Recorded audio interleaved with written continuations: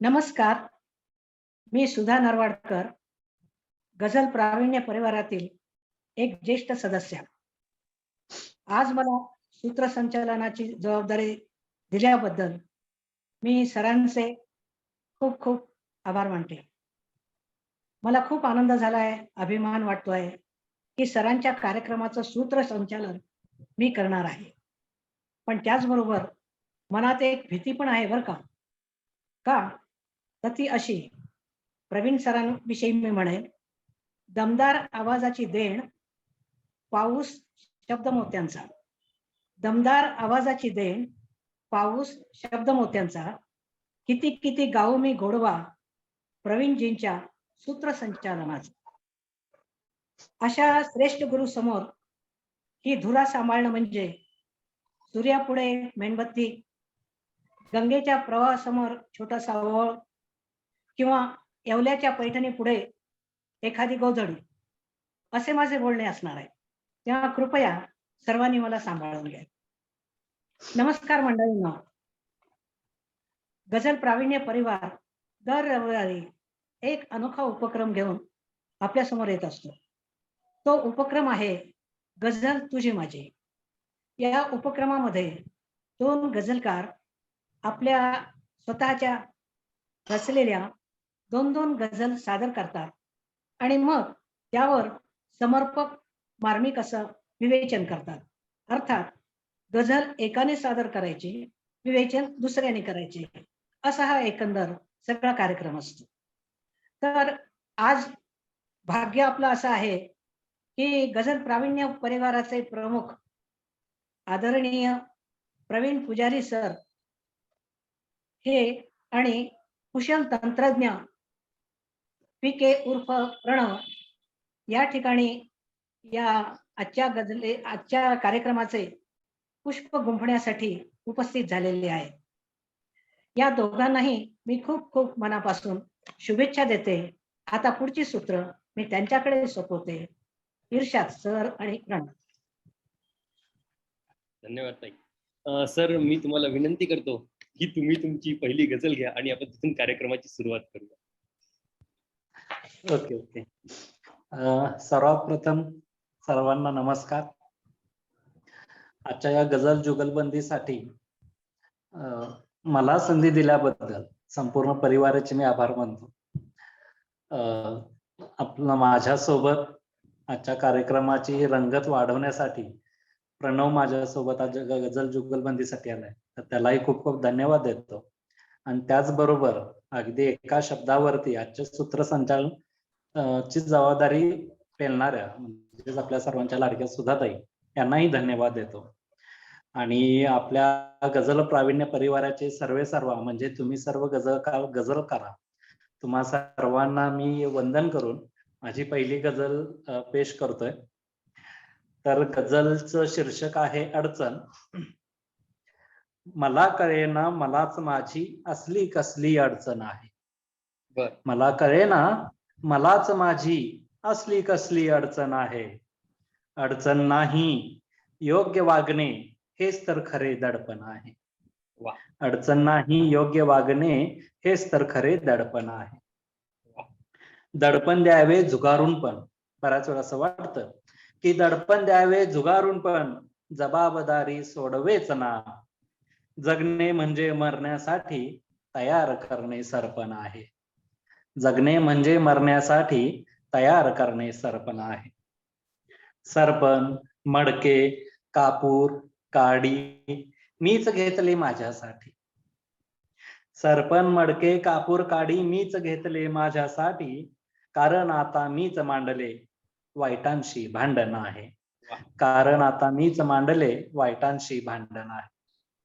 भांडण तंटा मारामारी रोजचेच तर झाले आहे. भांडण तंटा मारामारी रोजचेच तर झाले आहे. कुणा कळेना स्वदेश म्हणजे आपलेच तर अंगण आहे. कुणा कळेना स्वदेश म्हणजे आपलेच तर अंगण आहे. अंगण घरचे जीवनातल्या सुखदुःखाला सोबत आहे.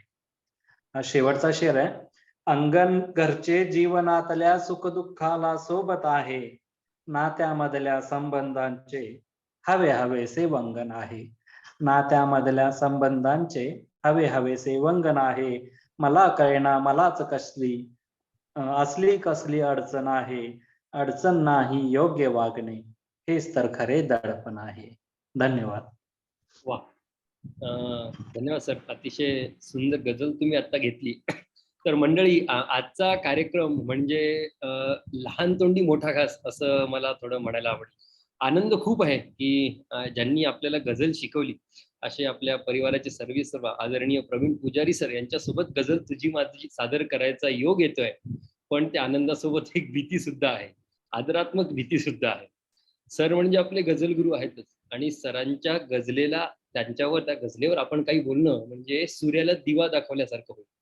तरीही हा प्रयत्न आज मी करतोय, हा बंड मी पुकारतोय असं मला वाटतं.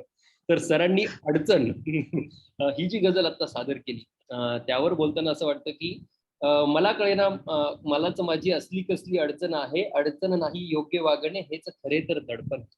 अतिशय सुंदर शब्दात सरांनी एकदम प्रभावी मतला सादर केला. स्वतःची अडचण असते का?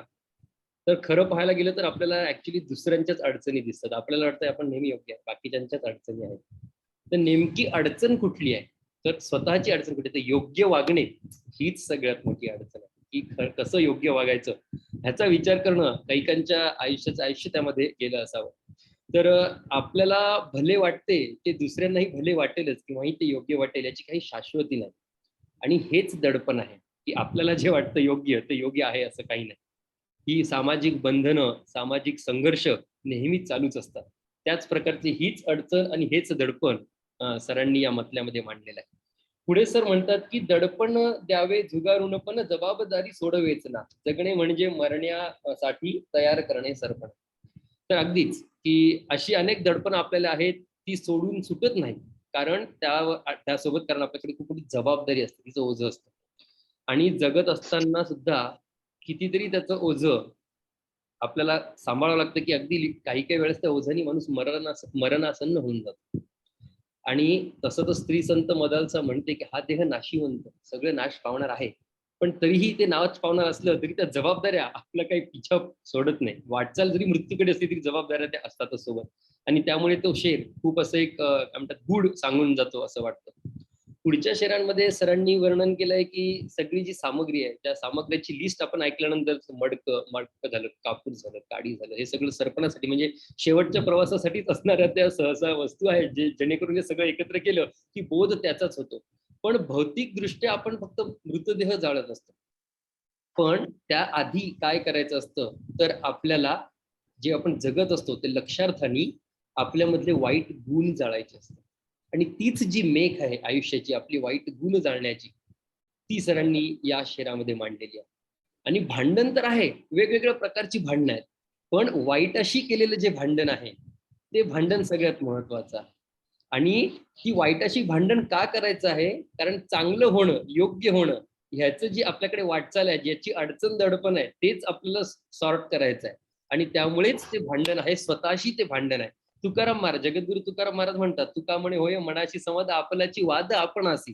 हे जे भांडण आहे ते आपलं स्वतःशीच आहे, कारण आपल्याला चांगल्याकडे वळायचं आहे. पुढचं शेर सर खूप छान म्हणतात, भांडण तंटा मारामारी रोजचे तिथं झाले आहे, पुन्हा कळेना स्वदेश म्हणजे आपलेच तर अंगण आहे. तर सगळ्यात पहिले ते सांगायला हवं की ही साखळी गझल असल्यामुळे इतकी व्यवस्थित गुंफत आणलेली आहे की स्वतःपासून आपण कसे एकदम देशावर येतो हे आपल्याला वाचतानाही कळत नाही. आणि या शेरामध्ये जसं सरांनी म्हटलं तसं की भांडण जरी स्वतःशी असतं तरी इतकं आपलं भांडण आपल्याशीच आहे, एवढं उंच विचाराचे सगळे असतील असं काही नाही. या बहुतांश जगातले लोक भांडण म्हणजे दुसऱ्याशी ह्याच विचारांनी चालतात. काही लोकांसाठी भांडण तंटा अगदी रोजचा आहे, छंद आहे त्यांचा, छंद. आणि मग त्या छंदासाठी इतकी पराकाष्ठा ते करतात की जाळपोळ होणं, तोडफोड होणं, देशाची संपत्ती लुटणं, या सगळ्या प्रकारच्या गोष्टी, नानाविध गोष्टी ज्या होऊ नयेत त्या होतात. पण ते करून आपलेच नुकसान होत आहे हे त्यांना कधीही कळत नाही. मग घराचे अंगण आपण खराब करतो हे सुद्धा त्यांना कळत नाही. नवयुवकांची त्यात आपण चुके म्हणू नाही सर, कारण आता नवयुवक सहसा फ्लॅटमध्ये राहतात, त्यांना अंगण काय हेच माहिती नाही. त्याच्यामुळे अंगणाची त्यांना अंगणाचीच माहिती नाही, अंगणाची महतीची माहिती नाही, त्याच्यामुळे त्याची किंमत नाही. आजकालच्या लोकांना अंगण म्हणजे काय, मेरे अंगणे में तुम्हारा क्या काम है, याच्याशिवाय लोकांना अजून अंगणाशिवाय काही माहितीही नसेल. काही लोकांना अंगणही माहित नसेल. मात्र जे ते अंगण आहे ते कसं आहे हे शेवटच्या शेरात सर म्हणतात की अंगण घरचे जीवन आतल्या दुःख सुखदुःखाला सोबत आहे, नात्यांमधल्या संबंधाचे हवे हवेसे वंगण आहे. अंगण काय आहे? अंगण हे फक्त घरासमोरची बाजू आहे असं नाही, तर अंगण हे असं आहे की घरात येणारे सुखदुःख पहिले ते अंगण स्वतःवर झेलतं आणि त्यानंतर ते घरातल्या लोकांपर्यंत पोहोचवतं. जुन्या काळात असं म्हणतात की अंगण म्हटलं की बाया त्याला सावरायच्या. आजीनं माहित असेल सगळं, किंवा कदाचित आजीने सगळं पाहिलं असेल, अंगण सारवणे वगैरे वगैरे. सकाळी ब्रह्ममुहूर्तापासून ते चालू व्हायचं. लेकरं बाळ त्यात खेळायची, मोठ्यांच्या अंगणात गप्पा व्हायच्या, जेवणं व्हायची, काय काय व्हायचं. त्यामुळे त्या अंगणात नाती टिकून होती, तिथे एकोपा होता. आणि अगदी जगदीश खेबुडकरांनी त्यांच्या एका गाण्यात लिहिलेलं आहे, 12 घरच्या 12 जणी खेळती अंगणी, अंगणात रंगली ग माहेरची गाणी. असं त्या अंगणाचं स्वरूप होतं. किंवा यशवंत देव सरांनी सुद्धा म्हटलेलं आहे, दिवाळी येणार अंगण सजणार, आनंद फुलणार घरोघरी. अशी त्या अंगणाची महती आहे. जसं हे अंगण म्हणजे सर त्याला वंगण म्हणतात, तर वंगण काय आहे, तर बैलगाडी सुव्यवस्थित चालावी म्हणून तिच्या चाकाला लावतात ते वंगण, ऑइनमेंट एक प्रकारचं. तर ते जे वंगण आहे ते लावल्यानंतर जशी बैलगाडी खूप छान चालते, त्याचप्रमाणे आपण जर आपल्या अंगणाला जपलं तर आपल्या आयुष्यातील सगळे हितसंबंध जपायला मदत होईल, असा एक खूप मोठा बोध सरांनी या शेरामधनं दिलेला आहे. तर मला असं वाटतं की ह्या सगळ्या गोष्टींचा आपण जर अवलंब केला तर सगळ्यात सुरुवातीला जो प्रश्न गझलकाराला पडला होता की मला कळेना मलाच माझी असली कशी अडचण आहे, जर तुम्ही स्वतःचं अंगण व्यवस्थित ठेवलं, अंगण म्हणजे मनाचं अंगण जर व्यवस्थित ठेवलं, नाती जपली, तर ह्या सगळ्या योग्य वागण्याची दडपणही राहणार नाही आणि कशाची अडचणही राहणार नाही. त्यामुळे मला असं वाटतं की अगदी 5 शेरांमध्ये खूप सुंदर असं गूढ आयुष्याचं सरांनी आपल्या समोर ठेवलं. आणि मनमोहक शब्द आणि उच्च कोटीचे विचार ही तर सरांची गझलेतून मांडण्याची लकब आहेच. तर अशी सुंदर गझल आज तुम्ही सर आम्हाला आमच्यासमोर सादर केलीत आणि त्याचं माझ्या मतीला जमेल तसं मी विवेचन करण्याचा प्रयत्न केला. अतिशय सुंदर ही गझल सर मनाला होऊन गेली. सरांची गझल निवडताना खूप प्रॉब्लेम होता, कारण तसं पाहायला गेलं तर सर गझल टाकत नाहीत कुठे. सरांच्या गझला मिळणं हे थोडं कठीण आहे. पण विथ गॉड्स ग्रेस माझ्याकडे बऱ्याच गझला आहेत सरांच्या, कारण कुठल्या ना कुठल्या कामाने सर माझ्याकडे देत गेले, त्या ठेवत गेलो. संच आहे, पण त्यातल्या त्यात कुठल्या घ्यायच्या त्यातही मला अशा पाहिजे की ज्या परिवाराने कदाचित ऐकल्या नसतील किंवा वाचल्या तर असतील मात्र ऐकल्या नसतील, ध्वनिफितीतनं ऐकल्या नसतील, अशाच गझल निवडण्याचा प्रयत्न केला आणि त्यामध्ये ती गझल घेतली. तर यानंतर मी माझी एक गझल सर सादर करतो. तर मंजू घोषाल आणि आनंदाने सांगावं असं वाटतं की दैनिक एक शेर स्पर्धा या उपक्रमात झालेली आहे. काल मी मोजत होतो सर, दैनिक शेर स्पर्धेत माझ्या 15 गझल आतापर्यंत झाल्यात आणि जे सुचत नाही म्हणता म्हणता 15 गझल झाल्या. ही खरंच आपल्या त्या उपक्रमाची जमेची बाजू आहे. तर त्यातलीच एक गझल आज मी सादर करतो. ही सर तुम्ही स्वतः तीसला केलेली आहे, तीच सादर करतो. रात्रभर राहून सुद्धा जन उपाशी, रात्रभर राहून सुद्धा जन उपाशी, खेळ चालू आज त्यांच्या भावनांची, खेळ चालू आज त्यांच्या भावनांची. ये म्हणावे पाहिजे तितके तमाला, ये म्हणावे पाहिजे तितके तमाला, होय झाला ठाम सौदा यातनांशी, होय झाला ठाम सौदा यातनांची. आवडेना वागणे जर गोड माझे, आवडेना वागणे जर गोड माझे, मग नको संपर्क आता माणसांशी, मग नको संपर्क आता माणसांशी. 2 ओळी घासणे बघ मान्य नाही, 2 ओळी घासणे बघ मान्य नाही, आपला संबंध साऱ्या राबत्याशी, आपला संबंध सारा राबत्याशी.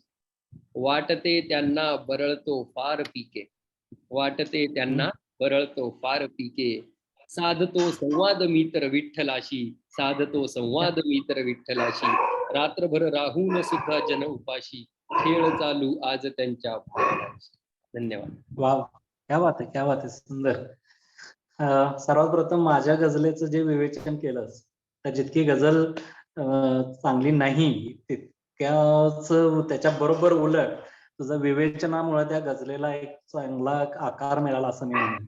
नाही हो सर. ती कला तुझ्याकडे खरोखर आहे. म्हणजे तू एखाद्या गोष्टीला चांगल्या सकारात्मक दृष्टिकोन पाहतोस आणि तेच नेमकं तुझ्या गझलेत सुद्धा उतरतं. सगळ्यात आधी तुला शुभेच्छा किंवा तुझं अभिनंदन की एक शेर आपल्या स्पर्धेतून तुझी ही गझल तयार झाली आणि यातला प्रत्येक शेर वाचताना कळतं की खरोखर सकारात्मकता काय असावी.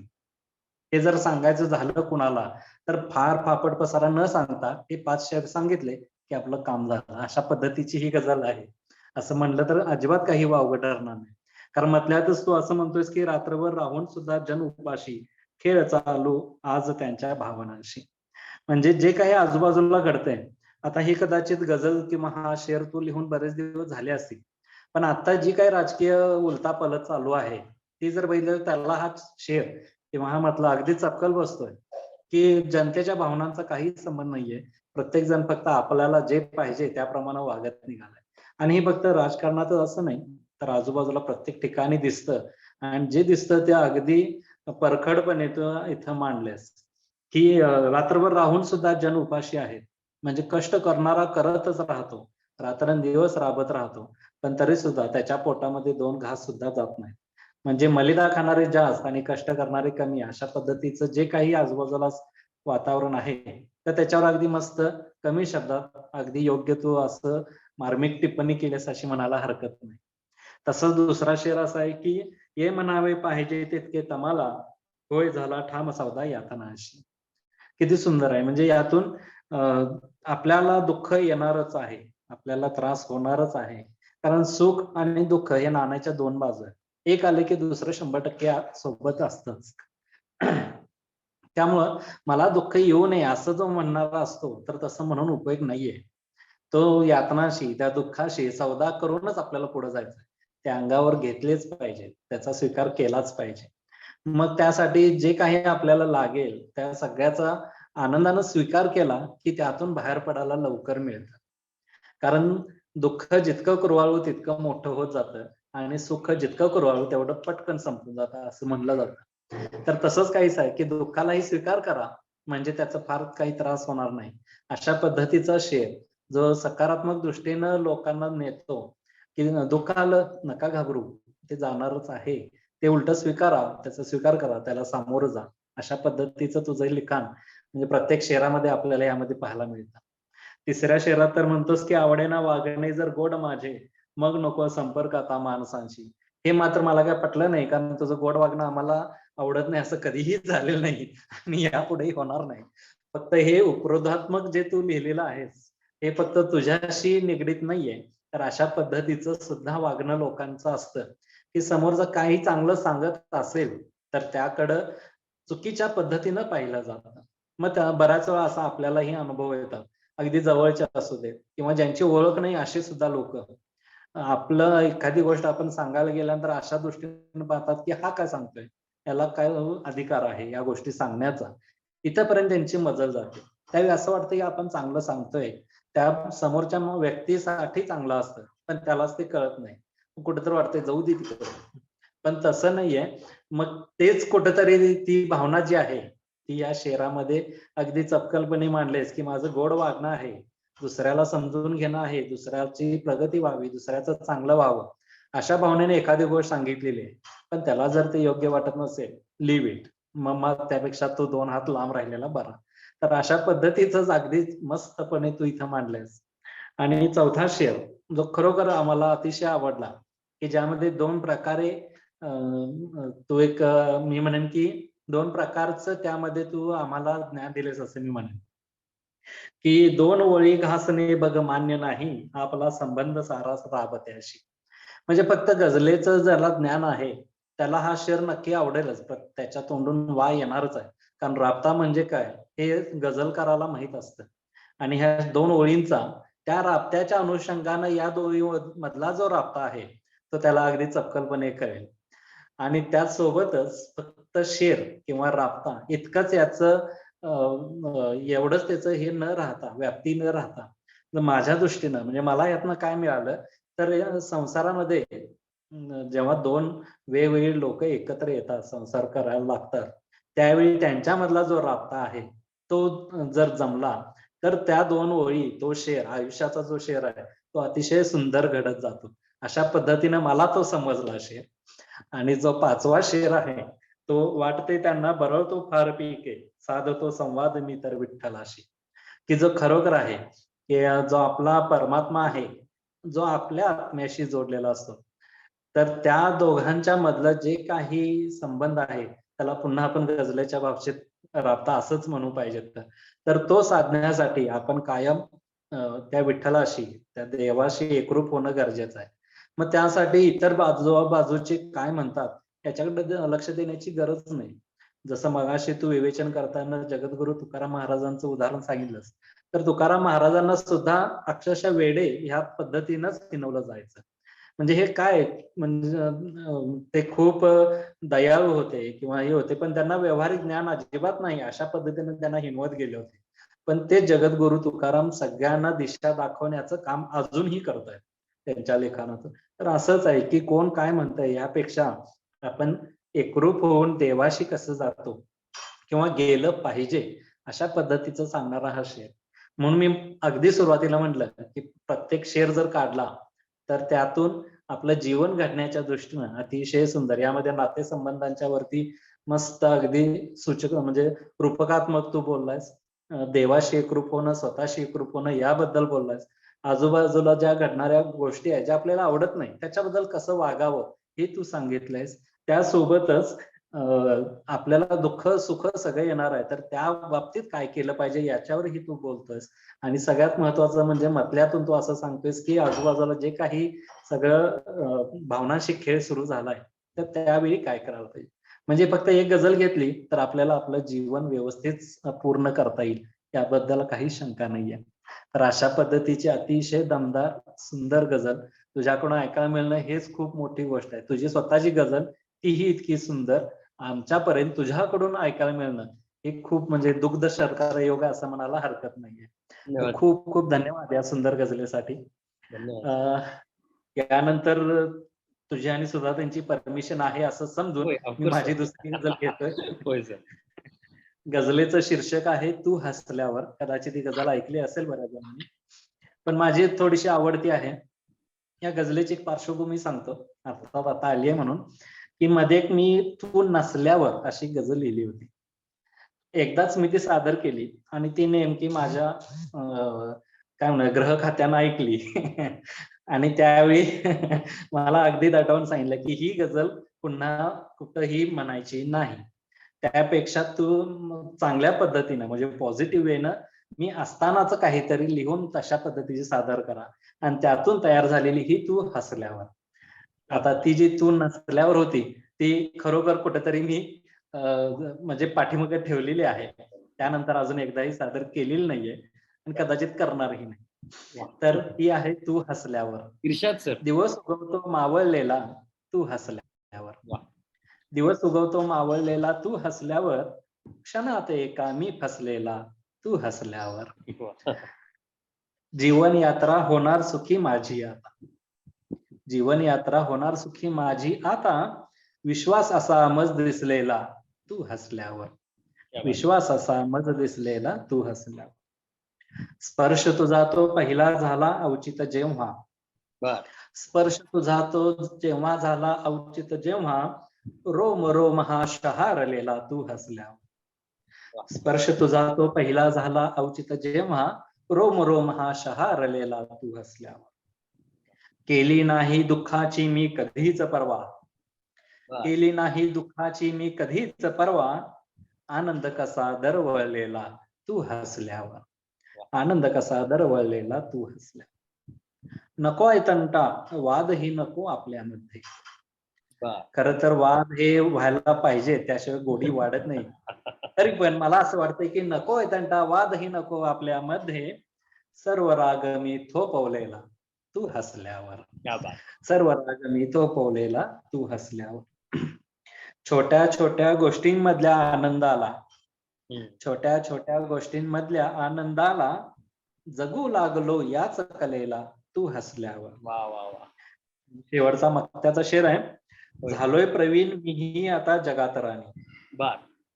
झालोय प्रवीण होय. मीही आता जगात राणी, प्रत्येक स्पर्धा न हरलेला तू हसल्यावर.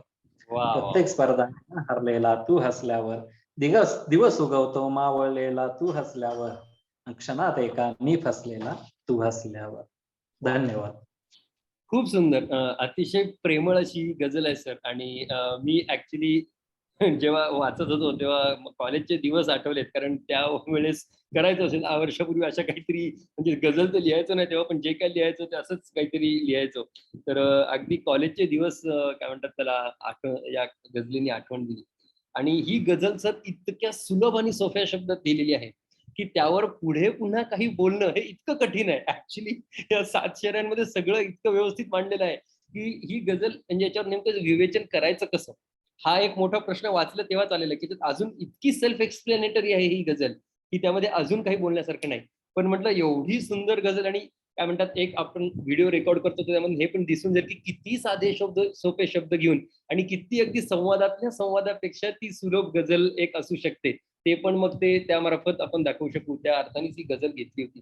तर तुम्ही म्हटल्यामध्ये म्हणतात दिवस उगवतो मावळलेला तू हसल्यावर, आणि क्षणात एक आम्ही फसलेलं तू हसल्यावर. तर हे वाचल्याबरोबर मला म्हणजे कभी खुशी कभी गम मधलं ते एक सूरज हुआ मध्यम चांद जलने लगा आसमाए हाय क्यों पिघलने लगा मैं ठहरा राह जमी चलने लगी क्या ये मेरा पहिला पहिला प्यार है. तर अगदी ती स्थिती हा मतला वाचल्याबरोबर होतो की वा, म्हणजे असं असावं की अगदी नवीन प्रेमाची सुरुवात आहे आणि त्यानंतर अगदी ती हसल्यानंतर काय तर मावळलेला दिवस सुद्धा उगवतो आहे. आणि बऱ्याच पिक्चर मध्ये सर हे असतं की म्हणजे इवन बाजीराव मस्तानी मध्ये दाखवले क्या कर सकती हूँ तुम प्यार से, तो मैं ये सूरज को रोक सकती हूँ कहाँ पे. तर ती अगेच त्याला अशी चुंबन करते आणि म्हणते हो गया सवेरा. तर अगदी तशी प्रकारची जी हे आहे काय म्हणतात संकल्पना ती एका हसण्याने, की तू हसल्यानंतर काय होतं तर दिवस सुद्धा मावळलेला, किंवा मी त्याला या अर्थाने घेतलं की आयुष्यात जर एखादा अंधार असेल किंवा एखाद्या गोष्टीचं टेन्शन असेल, दुःख असेल, तर ते अंधाराचाच प्रकार नाही, निगेटिव्हिटीचाच प्रकार आहे. तर आपली प्रेयसी किंवा आपली वाईफ जो कोणी आपलं आहे म्हणजे सांगाती सोबत जो चालणार आहे, तो हसल्यानंतर ते दूर होणं हीच त्या हसण्याची कला आहे, तीच ती मेक आहे असं मला वाटतं. आणि क्षणात एक मी फसलेला, म्हणजे हे तर तुला काय ते एक त्यावर मला हे काय म्हणतात कॉलेजमध्ये आम्ही म्हणायचो की तू कॉलेजमध्ये आलीस की कॉलेज कसं विधानसभा झाल्यासारखं वाटतं. तू कॉलेजमध्ये आलीस की कॉलेज कसं विधानसभा झाल्यासारखं वाटतं. तू एकदा पाहून हसलीस की बिनविरोध आमदार झाल्यासारखं वाटतं. तू एकदा पाहून हसलीस की बिनविरोध आमदार झाल्यासारखं वाटतं. तर अगदी त्याच संकल्पना क्षणात एक मी फसलेला तू हसल्यावर असं होतं की म्हणजे कॉलेजच्या पहिल्या दिवशी पण असं होतं की अरे काय सुंदर हसतात मुली, वा वा वा. आणि मग किती मुलांचे क्रश त्या मुलींवर होऊन जातात वगैरे. किंवा इव्हन नवरा बायकोमध्ये भांडण झाल्यानंतर आपण खूप असं तापलेलो असतो आणि तर काय काय बोलू, आणि ती फक्त पाहून हसते आणि आपण अरे काहीच नाही बोलत, मी जाऊ दे खूप छान झालं. सो अशा प्रकारचं एक सुंदर काय म्हणतात त्याला अर्थपूर्ण आणि एकदम काय म्हणतात त्याला खूप हलक्या फुलक्या शब्दात खूप मस्त मार्मिक भाव तुम्ही या मतल्यातनं प्रगट केले. पुढे आहे की जीवन यात्रा होणार सुखी माझी आता, विश्वास असा मज दिसलेला तू हसल्यावर. तर हे जे अवघड जीवन आहे ते सुद्धा सुखी होईल एवढी शाश्वती त्या हसण्यामध्ये आहे, एवढी खात्री त्या हसण्यामध्ये आहे, एवढं पॉवरफुल ते हसणं आहे, असा मेसेज हा शेर देतो. पुढे तुम्ही म्हणता की स्पर्श तुझा तो पहिला झाला अवचित जेव्हा, रोम रोम हा शहारलेला तू हसल्यावर. आपण सगळेच जाणून आहोत की म्हणजे मंगेश पाडगावकरांच्या 2 ओळी मला इथे म्हणाव्याशा वाटतं की आठवते पुणवेच्या रात्री, लक्षदीप वीर घळले गात्री, मिठीत तुझी या विश्वाचे रहस्य मज उलगडले.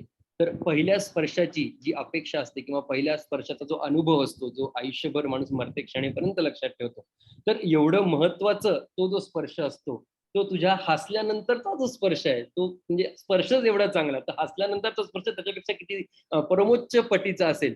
अशी एक काय म्हणतात त्याला खूप मोठी विचारधारा अगदी 2 ओळीत तुम्ही, म्हणजे हा स्पर्श झाला असताना छान वाटलं, एवढं सोप्या भाषेत सांगितली, पण त्यामागे खूप मोठी थॉट प्रोसेस होती, हे ते वाचल्यानंतरच कळतं. पुढच्या शेरामध्ये आहे की केली नाही दुःखाची मी कधीच परवा, आनंद कसा दरवळलेला तू हसल्यावर. तर जिच्या हसण्यानं इतका आनंद होतो, जीवनातल्या कुठल्याच दुःखाची फिकीर सुद्धा होत नाही, ते हसणं किती महत्वाचं असतं. म्हणजे किती सांगू मी सांगू कोणाला आज आनंदी आनंद झाला, ह्यापेक्षा जी दुसरी काही भावना नसेल, म्हणजे ती श्रीकृष्णाला म्हणून म्हणजे पाहून म्हटलेली आहे, आणि इथे जी म्हटलेली आहे ती हसण्यावर म्हटलेली आहे, मात्र तो बोध त्यातनं होतोय. नकोय तंटा वादही नको आपल्यामध्ये, सर्व राग मी थोपवलेला तू हसल्यावर. वाद तंटा सगळं दूर होतं, रागाचा चढलेला पारा सुद्धा थोपवला जातो किंवा खाली उतरतो, इतकी जादू त्या हसण्यामध्ये असते. हा शेर ते सांगून जातो. आणि पुढच्या शेरामध्ये असं आहे की छोट्या छोट्या गोष्टींमधला आनंदाला जगू लागलो याच कलेला तू हसल्यावर. तर तिचे हसणे नुसतेच लिहिण्यापुरते नाही, तर आयुष्यात असणाऱ्या छोट्या छोट्या गोष्टींचा आनंद शोधावा हे शिकवून जाणारं सुद्धा तिचं हसणं आहे. तर ते हसणं शिकवत आहे, ते जादू दाखवत आहे, त्याच्यानंतर त्याची शाश्वती आहे, असे बरेच प्रकार हसण्याचे तुम्ही यामध्ये लिहिलं. आणि त्यानंतर मग जो कधी तुम्ही सहसा लिहत नाही तसा मक्त्याचा शेर या गझलात देतो. तर झालोय प्रवीण मीही आता जगात राणी, प्रत्येक स्पर्धा न हरलेला तू हसल्यावर. तर त्या हसण्याची जी शक्ती आहे, त्या बाकीच्या तर गोष्टी मी सांगितल्याच, पण त्यासोबत त्या हसण्याची जी शक्ती सुद्धा आहे ती सुद्धा काय, त्या हसण्यामुळे काय झालेलं आहे तर मी स्पर्धा जिंकलेलो आहे. आणि स्पर्धा नुसता नाही जिंकलेला आहे, अव्वल पारंगत होऊन प्रवीण होऊन मी स्पर्धा जिंकलेला आहे. आणि हे सगळं, हे सारं काही फक्त तुझ्या एका हसण्यामुळे झालेलं आहे. ते नुसतं हसणं असलं तरी ते हसणं नसून एक जगणं आहे. अशी एक खूप चेतना निर्माण करणारी ही गझल, कितीही सोप्या शब्दात असली तरी कितीही गुढार्थ त्याचा काढू शकतो, अशी ही गझल तुम्ही आमच्या समोर आज मांडलीत. आणि त्यावर बोलण्याचा योग मला आला, त्याबद्दल खरंच मी स्वतःला खूप काय म्हणतात असं प्राऊड फील करतो की होय, इतकी साधी गझल पण त्यामध्ये कितीतरी मोठा आशय दडून बसलेला असतो, हे सुद्धा या गझलेमधनं पाहिल्यावर आपल्याला नक्कीच कळेल असं मला वाटतं. सर खूप खूप धन्यवाद तुमचे की तुम्ही गझल आज आमच्यासमोर सादर केली आणि त्यावर बोलायचा मला योग आला. आणि आता मी माझी एक तुंदिल वृत्तातली गझल सादर करतो. तर इर्षाद. उंच होऊनी फोफावतने दिशा मनाच्या, गगनासम तू जगून बघ. उंच होऊनी फोफावतने दिशा मनाच्या, गगनासम तू जगून बघ. जसे मिळाले रंग रूप घे, लवचिक थोडे पाण्यासम तू जगून बघ. चढ उतार तर सदैव असती, प्रत्येकाच्या नशिबामध्ये लिहिलेले. चढ उतार तर सदैव असती, प्रत्येकाच्या नशिबामध्ये लिहिलेले. कधी वावटळ वेळेवरती, कधी मंद मग वाऱ्यासम तू जगून बघ. कधी वावटळ वेळेवरती, कधी मंद मग वाऱ्यासम तू जगून बघ. तसे नेहमी शोषिक असणे, शिकवण आहे तुला दिलेली आईने. तसे नेहमी शोषिक असणे, शिकवण आहे तुला दिलेली आईने. लाचाऱ्यांच्या अन्यायाचा विमोड करण्यात, ज्वालासम तू जगून बघ. राव असो वा रंक असेना, तिला सर्व ही समान असते हरवेळी. राव असो वा रंक असेना, तिला सर्व ही समान असते हरवेळी. भार वहाया उदात्त वृत्ती, अशी असावी वसुधा सम तू जगून बघ. संसार असे, शेवटचा शेर आहे, संसार असे सारा लटका, विठू कृपेने गुढ कळाले पिकेला. संसार असे सारा लटका, विठू कृपेने गुढ कळाले पिकेला. म्हणून आता जीवनात ह्या स्थितप्रज्ञ अशा आत्म्यासम तू जगून बघ. स्थितप्रज्ञ अशा आत्म्यासम तू जगून बघ. धन्यवाद. क्या बात आहे. खूप सुंदर गझल प्रणव. सर्वात आधी मागाच्या माझ्या गझलेवरचं तुझं विवेचन ऐकताना खरोखर म्हणजे एक त्या गझले मागचा जो काही उद्देश होता लिहिण्यातला, तर त्यामाग अजून काय काय पैलू असू शकतात हे तू तुझ्या विवेचनातून दाखवून दिलंस. म्हणजे एखाद्या कॉलेज कुमाराला सुद्धा ते गझलेमध्ये आपलं पहिलं प्रेम दिसावं इतकी चांगली तरुण गझल आहे हे ऐकल्यावर खूप छान वाटतं. त्यासोबतच जसं काही कमेंट आले, म्हणजे स्मिताताईंनी कमेंट दिली की ही गझल ऐकल्यानंतर बहुतेक 100 गुणे माफ अशी आमच्या गृहमंत्र्यांची किंवा गृह खात्याची जी असेल. खरोखर तसं झालं का? कारण त्यानंतर अजूनपर्यंत तरी गझलेच्या बाबतीत आम्ही शांत आहोत, काही त्रास नाहीये. अर्थात हा चेष्टेचा भाग आता बाजूला ठेवू. तर तुझी आत्ताची गझल तुंदिल वृत्तातली, या बाबतीत मला एक जरा वेगळ्या पद्धतीने अजून एक गोष्ट सांगायची आहे की ज्यावेळी आपण एखादं मोठं वृत्त घेतो त्यावेळी त्यामध्ये भरीचे शब्द येण्याचे खूप सारे चान्सेस असतात. म्हणजे मोठं वृत्त आहे तर ते पूर्ण करण्यासाठी भरीचे शब्द बऱ्याच जणांचे मी बघितलेले आहेत. आणि त्यामुळे काय होतं, ती गझल मधला अर्थ चांगला असेल, शेरातला जो खयाल आहे तो चांगला असतो, पण या भरीच्या शब्दांच्या मुळे कुठेतरी त्याला तडा जातो, तिकडे लक्ष जात नाही. आणि ते टाळणं खूप आवश्यक असतं. आणि त्यासाठी आपलं ज्ञान, आपलं वाचन हेच तिथं उपयोगी येतं. आणि ते तुझ्या या गझलेतून तू सगळ्यांना दाखवून दिलेस की कितीही मोठं वृत्त असू दे, पण त्यामध्ये भरीचे शब्द न येता जे मांडायचं आहे ते व्यवस्थित मांडलं गेलंच पाहिजे. बरं, हे फक्त इतकंच तांत्रिकदृष्ट्या गझल लिहिली आहे का? तर अजिबात नाही. तर यामध्ये प्रत्येक शहरातून जगावं कसं हे तू सांगून दिलेस. तुझा म्हणजे रदीफच जगून बघ असं आहे, तू जगून बघ. मग कसं जगून बघायचं आहे? तर ते तुझ्या अनुभवातून, तू जे काही वाचनाचं जे काय तुझं छंद आहे त्यातून, तुला अध्यात्माची जी काही पार्श्वभूमी आहे त्याच्यातून तू आम्हाला सांगून दिलेस, आमच्यासारख्या सर्वसामान्य लोकांना सांगून दिलेस की कसं जगावं. तर त्यामध्ये म्हटल्यातच तू असं म्हणतोयस की उंच होऊन फोफावत नाही दिशा मनाच्या, गगनासम तू जगून बघ. म्हणजे मन कुठेही भरकटत जातं आपल्याला माहित आहे. मन वडाय वडाय आपण म्हणतो, किंवा अगदी मनाची उपमा आपण मारुती रायांना देतो की तो मनाप्रमाणे तो वेगवान आहे. म्हणजे मन किती वेगवान आहे हे सगळ्यात शेवटचं आपलं वेगाच्या बाबतीतलं एक परिमाण आहे असं आपण म्हणू. तर असं मन जे आहे तर ते गगनासम तू मोठं कर.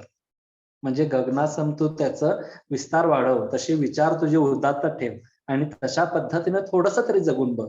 म्हणजे तुला त्या जगण्यातली आनंद मिळेल. खरं कसं जगावं ते कळून जाईल.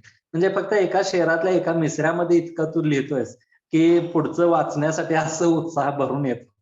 आणि त्याच मतल्यातल्या सानी मिसऱ्यामध्ये असं म्हणतोस की जसे मिळाले रंग रूप हो, लवचिक थोडे पाण्यासम तू जगून बघ. म्हणजे पाण्यामध्ये सुद्धा जसं आपण म्हणतो की कुठल्याही रंगात पाणी मिसळत तसा रंग ते घेतात. म्हणजे आणि त्या तसं असून सुद्धा ते स्वतः त्या रंगापासून आलिप्त असतं. म्हणजे रंगात रंगोनी रंग माझा वेगळा असं जे काही म्हटलं जातं, तर तशा पद्धतीचं काहीतरी त्या शेरामध्ये तू दाखवून देतोयस की दोन वेगवेगळ्या गोष्टी एकत्र एकाच शेरामध्ये आणतोयस की गगनासम तू विस्तृत हो, किंवा तुझा मनाचा जो काय मनाचा जो काही तुमचा मोठेपणा आहे तो गगनासम मोठा कर. आणि त्यासोबतच तू इतका पाण्यासम राहा की तू कुठे जाशील तिथं मिसळ. म्हणजे थोडक्यात जैसा देश वैसा भेस अशा पद्धतीचं वागणंही तुझं राहिलं पाहिजे. म्हणजे समोरच्या व्यक्तीमध्ये अगदी आपल्यापणानं जाऊन त्यांच्यामध्ये त्यांच्यासारखाच असून राहणं हे खूप चांगलं असतं. आणि ते अगदी छोट्याशा ह्याच्यात तू सांगून जातोस की या दोन गोष्टी केल्या, ह्या करून बघ, ह्या जगून बघ आणि मग मला सांग की तुला कसं वाटतं. असं काहीच त्यामागे एक क्वेश्चन मार्क आहे. म्हणजे उगाच रडू नकोस, हे कर आणि मग माझ्याकडे ये, अशा पद्धतीचं बोललं असं वाटतं. त्यानंतर ज्या दुसऱ्या शहरात म्हणतोस की चढ उतार तर सदैव असती, प्रत्येकाच्या नशिबामध्ये लिहिलेले. अगदी खरोखर आहे. मगाशी आपण म्हणलं की सुख दुःख येणारच आहे, चढ उतार येणारच आहे आणि ते नसेल तर जगण्यात काही मजा नाही. जितकं आपण वर जाऊ तितकं खाली येणार आहे. आणि त्याचबरोबर त्यालाच असं आहे की जितकं आपण खाली येणार तेवढंच वर जाणार आहे. त्यामुळे चढ उतार हे येत जाणार आहेतच. मग अशा वेळी काय करायचं? तर कधी वेळ म्हणजे वावटळसारखा कधीतरी तो अगदी भिरभिरत जा, म्हणजे अजिबात कशाची तमा करू नको. तर त्याच वेळी वेळेवरती कधी मंद मग वाऱ्यासम तू जगून बघ. म्हणजे फक्त वावटा म्हणजे तसंच नको. ज्या ठिकाणी जे योग्य आहे तेच कर. अशा पद्धतीचं अगदी साधं सोपं तू वेगळ्या एका प्रतिकात्मक गोष्टीतून दिलेस की वाराच की जो साधा मंद सुवास घेऊन जो येतो तसंही जगून बघितलं पाहिजे. आणि त्याबरोबरच तोच वारा जेव्हा वावटळीचं स्वरूप घेतो तर त्यावेळेचं सुद्धा स्वरूप आपण जगून बघितलं पाहिजे. तर ह्या दोन्ही पद्धतीनं म्हणजे जगण्यातल्या सगळ्या गोष्टींचा, सगळ्या क्षणांचा तू उपयोग करून घे, उपभोग घे, असं दोन्हीही तू सांगितल्यासारखं असं यामध्ये वाटतं. त्यानंतर तिसऱ्या शहरात असं म्हणतो की तसे नेहमी सोशिक असणे, शिकवण आहे तुला दिलेली आई.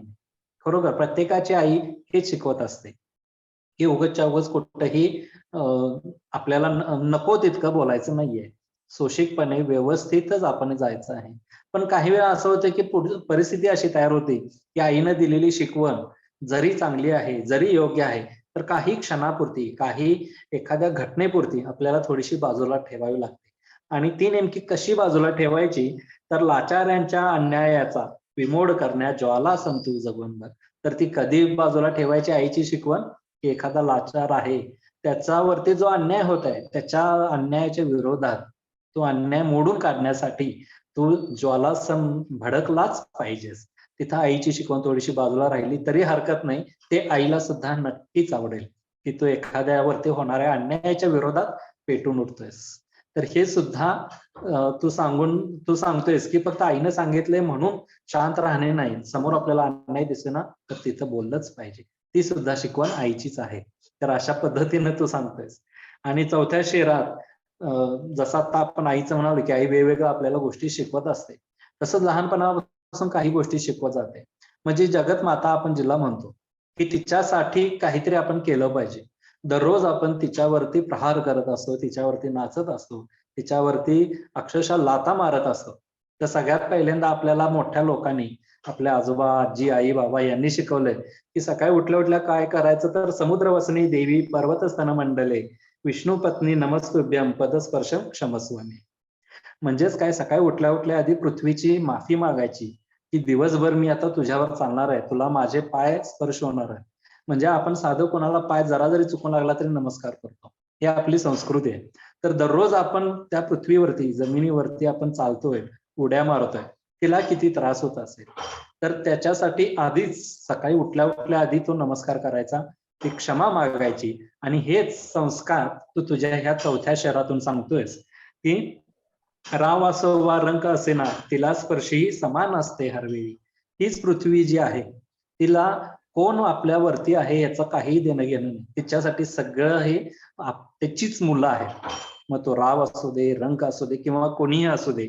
भार वहाया उदात वृत्ती अशी असावी वसुधा संतू जगून बघ. याच पृथ्वीचं उदाहरण देऊन तू म्हणतोस की तिच्यासारखं थोडंसं कधीतरी जगून बघ. समोर कोण आहे, तो काय आहे यापेक्षा तो कोण आहे हे महत्वाचं. म्हणजे तो फक्त माणूस आहे, एक व्यक्ती आहे, तेवढंच आपल्याला महत्वाचं आहे. तो आपल्यापेक्षा मोठा आहे, लहान आहे, त्याचं स्टेटस काय आहे, या सगळ्या गोष्टींना विसरून जा आणि त्या पृथ्वी सम, वसुधा सम तू त्याला फक्त एक माणूस समज आणि त्याप्रमाणे त्याच्याकडे बघ. असं अगदी जे छोटस पण आपल्या आयुष्याला खरोखर कलाटणी देणारं एक चांगलं मत किंवा चांगलं एक संस्कार तू ह्या शेरातून आम्हाला दिलायस. आणि शेवटचा शेर असा म्हणतोस की जो मक्त्याचा तुझा नेहमीचा मी कधीतरी वापरतो पण तुझ्या प्रत्येक गजलेत असतो. तर त्यामध्ये म्हणतोस की संसार असे सारा लटका विठू कृपेने गोड कळाले पिकेला. म्हणून आता जीवनात ह्या स्थित प्रज्ञाशा आत्म्या संतू जगून बघ. क्या बात आहे वा. खरं तर हे गोड कळालं म्हणजेच जीवनचं सार्थक झालं.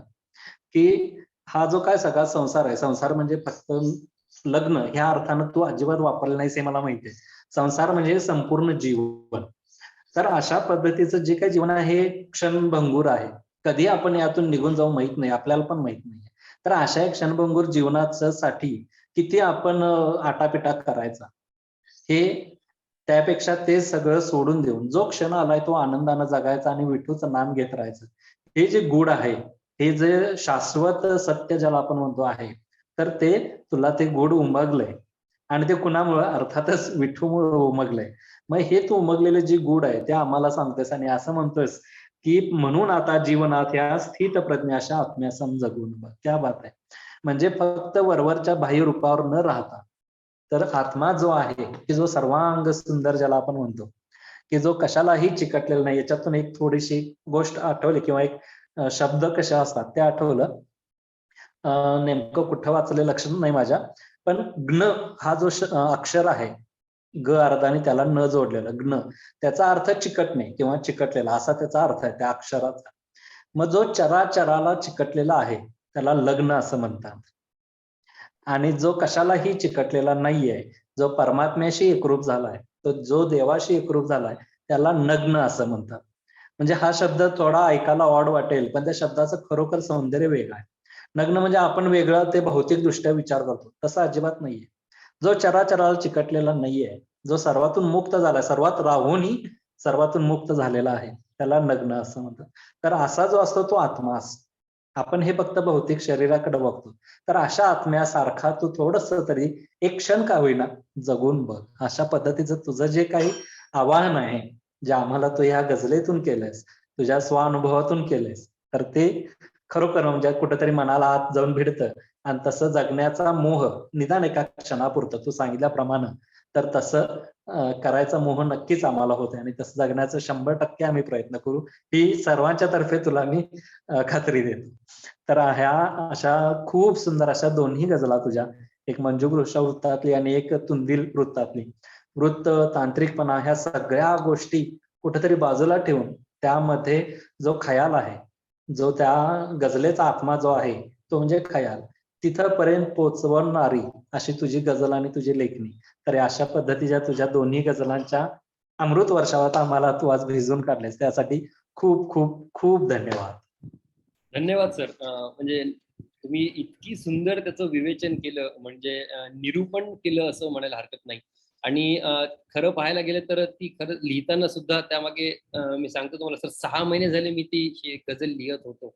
म्हणजे मला पंचमहाभूतावर लिहायचं होतं आणि मी ॲज युजुअल पहिल्यांदा मारुतीला बोललो, सर मला पंचमहाभूतावर लिहायचं आहे. तर तो म्हणाला, झाला तू साधू, आता सोडून दे बिझनेस, तू जा आश्रमात. तर तेव्हापासून होतं आणि मी बऱ्याच जणांशी चर्चा केली आणि असे प्रत्येक पंचमहाभूतातलं प्रत्येक याचं जल, अग्नी, वायू, हे याचं गगन आणि पृथ्वी, या सगळ्यांची वेगवेगळी काय काय त्यांच्या खूबी असू शकतात, त्या सगळ्या काढून आणि असं खूप, तुम्ही नेहमी म्हणतात ना की लिहायचं म्हणून लिहू नका, जोपर्यंत त्याचा शब्द अर्थ गजबत नाही, म्हणजे लिहायचं म्हणून नाही लिहायचं, त्याचा अर्थ लागला पाहिजे, तसंच विचार करून खूप, म्हणजे आणि वृत्त कुठलं घ्यायचं, कारण सगळ्यात पहिले प्रश्न होता की पंचमहाभूत बसवायची आहेत, ती म्हणजे असं गागा लगा लगागा किंवा मंजू घोषामध्ये बसवणं शक्यच नव्हतं. जेव्हा तुम्ही तुंदिल वृत्त दिलं तेव्हा मला पहिलं ना याच्यात काहीतरी होऊ शकते, पहिला विचार तिथे आला की खूप व्यापकता त्याच्यात आहे आणि त्यामुळे ती मोठ्या वृत्तात घ्यावी लागली, कारण हे सगळं मग लहान याच्यात बसलं नसतं. पण मी तर काय थोडंफार लिहिलं, मती मंद मी काहीच नेणो सांख्य अथवा न्याय, मात्र जे लिहिलं त्यालाही किती छान अर्थ आहे, किती गुढार्थ त्याच्यात आहे. तो जो खरा तुम्ही आज काढून दाखवला, कारण काही लोकांना ती गझल कठीणही वाटली असेल, कारण ती पूर्ण आध्यात्मिक कलाटणीवर आहे, त्यामध्ये कुठेही म्हणजे असं काय म्हणतात चाललं असतं किंवा जी हे सहजता असते ती सहसा सापडणार नाही, कारण ती खूप अवजडच लिहिलीच तशी आहे. मात्र ती सुद्धा तुम्ही इतकी सोपी करून आज सांगितली की निश्चित काय म्हणतात त्याला, ज्यांना ती कळाली नसेल, कधी मला एक दोन जणांनी सांगितलं काय लिहिलंयस, स्वामी बाबा, प्रणव बाबा वगैरे असे ज्यांनी रिप्लाय केलेत, त्यांना हा जो व्हिडिओ पाठवला तर त्यांना नक्कीच कळेल की त्या गझलेचा नेमकं कुठला मेसेज होता. तर खूप खूप धन्यवाद. आणि मी तुम्ही केलेल्या निरूपणावर खरोखर म्हणजे मोहून गेलो मी, इतकं सुंदर आज तुम्ही त्याचं वर्णन केलं. आणि त्याचबरोबर आज इथे मला गझल सादर करायच्या संधी दिली, विवेचन करायची संधी दिल्याबद्दल तुम्हाला खूप धन्यवाद. वा, खूप सुंदर. आज सर्व परिवाराला मणिकांचन योग लाभलेला आहे. एकापेक्षा एक दिग्गज गझलकार, विवेचक या ठिकाणी लाभलेले आहेत. माझी तर बोलतीच बंद झाली, वाटलं आता काय बोलायचं, पण सगळं तुम्हीच बोलून टाकलेलं आहे. तरी पण एक एक वाक्य दोघांविषयी बोलते. विवेचनामध्ये तर गझले संबंधी आपण दोघांनीही सुंदर, समर्पक, मार्मिक असं विवेचन केलेलं आहे. त्या संबंधी मी काही बोलणार नाही, पण त्या तुमच्या गझलेमधून मला काय जाणवलं तेवढं एक दोन वाक्यामध्ये सांगेन. पिकेच्या मंजुघोषा वृत्तातून त्याची जी कलंदर वृत्ती आहे ती अधिक भावली मला. ये म्हणावे पाहिजे तेवढे तम्हाला, होय झाला ठाम सौदा यातनांशी. ही जी कलंदर वृत्ती आहे ती जीवनामध्ये जर बाळगली तर कोणतीही संकट आली, कितीही दुःख आली तरी मनुष्य ताठ मानेनं त्यांच्याशी सामोरा जाऊ शकतो आणि त्यांना पार करून तो आपली वाटचाल चालू शकतो. त्यानंतर त्याची तुंदिल मधील जी गझल होती त्यामध्ये त्यानेच उल्लेख केला की पंचमहाभूताचा प्रणवने साधलेला मेळ अत्यंत अप्रतिम असा आहे. आपले शरीरच पंचमहाभूतांचे आहे, तर त्या पंचमहाभूतानुसारच आपणही त्याच्यातून काहीतरी शिकलं पाहिजे. आकाशापासून उत्तुंगता, वायूपासून वावटळ आणि फुंकर, पाण्यापासून सर्वाशी एकरूपता, ज्वालेपासून अन्यायाशी दाहकता, पृथ्वीपासून क्षमाशीलता आणि आत्म्याची स्थितप्रज्ञता. थोडक्यात मला तुकारामांची एक आठवते की माणसानं किती उंच व्हावं, तुका अणुरेणुया ठोकडा, तुका आकाशा एवढा. असतो आपण लहान, पण अगदी उत्तुंग आपला माथा आकाशाला भिडावा, इतकी आपली प्रगती व्हावी, इतकी आपण उंची गाठावी, असं पिकेने याच्यात सांगितलेलं आहे. आणि पुजारी सरांच्या याच्यात तर एक वेगळाच प्रयोग केला साखळी गझलेचा. खूप छान वाटलं ते. तर ते सादर करतानाच एक प्रकारची लय त्या गझलेमध्ये निर्माण होते. सुरुवातीच्या 2 शेरामध्ये अंतर्गत झगड्याशी, अंतर्गत समस्यांशी त्यांना लढायचं आहे आणि नंतरच्या 2-3 शेरांमध्ये समाजातील जे काही वाईट आहे, दुर्गुण आहे, अ, अ, अत्यंत त्रासदायक आहे, ते त्यांना नष्ट करायचं आहे. आणि शेवटच्या ह्याच्यात तर त्यांनी खंत व्यक्त केलेली आहे, की हे तंटे, बखाडे, डोके फोडणं, गाड्या उद्ध्वस्त करणं, जाळपोळ करणं, हे कशासाठी? हे तर आपण आपल्याच देशात राहतो. आपल्याच भावबंधांना आपण मारतो. तर याची जाण कुठेतरी प्रत्येक व्यक्तीला निर्माण व्हायला पाहिजे. अशी हे प्रश्नावली निर्माण करणं हेच या गझलेचं बलस्थान आहे, असं मी म्हणेन. आणि दुसरी जी गझल आहे, ती तर सांसारिक जीवनावरची आहे. पी.के. सारख्याला ती तरुणपणातली गझल वाटली, ती तशीच ती. माझ्यासारखीला प्रौढ वयातले अनुभव तिथं वाटले मला, की वैवाहिक जीवनात सहधर्मचारिणी, अनुरूप, समविचारी, सुसंस्कृत, समंजस मिळाली, तर हे आयुष्य इंद्रपुरी राहिल्यासारखे होणार असते. झोपडीतही आपल्याला स्वर्ग सौख्य अनुभवायला मिळते. सौख्याचे, उन्नतीचे, शांती समाधानाचे जीवन त्यावेळी आपल्याला मिळते. पत्नी जर खंबीरपणाने पाठीशी उभी असेल, तर तो पती कुठल्याही संकटाला, कोणत्याही अडीअडचणीला तितक्याच खंबीरपणाने तोंड देऊ शकतो. हाच गुण पूर्ण गझलेमध्ये मला अनुभवायला मिळाला. एक शब्द आहेत गीताचे, तुझा आणि माझा एकपणा कसा कळावा शब्दांना. अशी जर पत्नी सहधर्मचारिणी लावली, तर तिथं अद्वैत निर्माण होतं, एकरूपता निर्माण होते आणि ते सहजीवन खरोखर दृष्ट लागण्यासारखं अगदी अ, हे लोकांना दोषास म्हणजे खंत वाटण्यासारखं वाटतं. त्यांना लोकांना त्याचा हेवा वाटण्यासारखं ते आयुष्य वाटतं. तर अशा ह्या दोन्ही गझलकारांच्या गझला आज ऐकायला आपल्या सर्वांना मिळाल्या. खूप आनंदमयी अशी ही आजची संध्याकाळ झाली. प्रेरणादायी झाली. तर या वेळेला प्रवीण सरांचे प्रथम मी आभार मानते, की अत्यंत व्यस्त जीवनक्रम असूनही त्यांनी हा वेळ या गझल सादरीकरणासाठी दिला. तेव्हा त्यांचे मनःपूर्वक आभार. तंत्रज्ञ पी.के. तो पण तसाच बिझी असतो. त्याचे पण आभार. इथे उपस्थित असलेले सर्व मंडळी आपापली कामं सोडून इथं उपस्थित राहिले आणि प्रोत्साहन देत राहिले. त्याबद्दल त्यांचेही मनःपूर्वक आभार. आणि उद्या YouTubeवर हे सर्व कार्यक्रम जे जे कोणी ऐकतील त्यांचेही आभार. एकंदरीत खूपच हा कार्यक्रम यशस्वी आणि अत्यंत उत्स्फूर्त झाला. शेवटचा कार्यक्रम आहे असं मला सांगताना जरा थोडी खंत वाटते. पण पुन्हा मनात आशा पण आहे, की याही पेक्षा एक सरस कार्यक्रम पुढच्या आठवड्यात किंवा पुढच्या कालावधीमध्ये प्रवीण सर घेऊन येतील अशी मला खात्री आहे. कारण शेवट हा शेवट नसतो. शेवटातच नवनिर्मितीची बीजे पेरलेली असतात. क्या धन्यवाद. बात आहे, वा. खूप छान सुधाते, खूप छान. तुमचाही आभार मानणं खूप गरजेचं आहे, कारण आजचं सूत्रसंचालन अतिशय सुंदर. म्हणजे जो काही ओघवता कार्यक्रम होता, त्याला अगदी साजेसं सूत्रसंचालन आज तुमचं झालं. खरं तर या कार्यक्रमामध्ये सूत्रसंचालकाला फारसं काही करता येत नाही. कारण सुरुवातीला फक्त एखादा मिनिट आणि शेवटी 1-2 मिनिट, आणि त्यामध्ये फक्त सुरुवातीला वेलकम करायचं आणि शेवटी आभार मानायचा आहे. पण त्यामध्ये सुद्धा आपल्या स्वतःमध्ये जे काही गुण आहेत त्याचा व्यवस्थित वापर करून हा कार्यक्रम ओघवता होण्याच्या दृष्टीनं तुम्ही जे काही दाखले दिलेत, आमच्या गझलेतला एक शेर घेतला, तर त्यावरून तुमची प्रगल्भता नक्की दिसून येते. आणि तुमच्याकडनं अशा पद्धतीचं शिक्षण आम्हाला आपोआपच मिळतं. त्यासाठी तुम्हालाही खूप खूप धन्यवाद. हा जो काय आहे गझल तुझी माझी हा कार्यक्रम, तर हा मला वाटतं आपल्या द्वितीय वर्धापन दिना दिवशी आपण सुरू केला आणि त्यानंतर दर रविवारी आपण एक कार्यक्रम घेत गेलो, की ज्यामध्ये 2 गझलकार किंवा गझलकारा एकत्र येऊन स्वतःच्या 2 गझल इथं सादर करतात आणि एकमेकांच्या 2 गझलांच्या वरती विवेचन करतात. अशा पद्धतीचा हा गझल तुझी माझी हा उपक्रम होता. आज त्याचा आपला हा सांगता कार्यक्रम आपण घेतला. खरं तर जसं सगळ्यांना वाटतं तसं मलाही वाटतं, की हा संपू नये. पण कुठल्याही गोष्टीला हा शेवट असतोच. त्या निसर्गाच्या नियमानुसार आपण हा उपक्रम आज आपण थांबवतोय.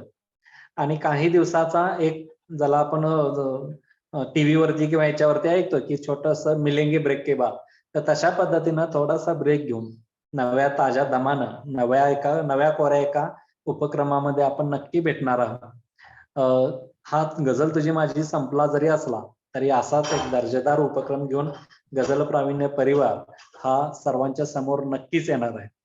मला सांगायला नक्की इथं आवडेल की हा गझल तुझी माझी हा लाईव्ह येणार हा तिसरा उपक्रम होता, की ज्यामध्ये सगळ्यात आधी आपण गझल जुगलबंदी हा कार्यक्रम घेतला, त्यानंतर गझल मनातली हा घेतला आणि आत्ताचा आपला गझल तुझी माझी.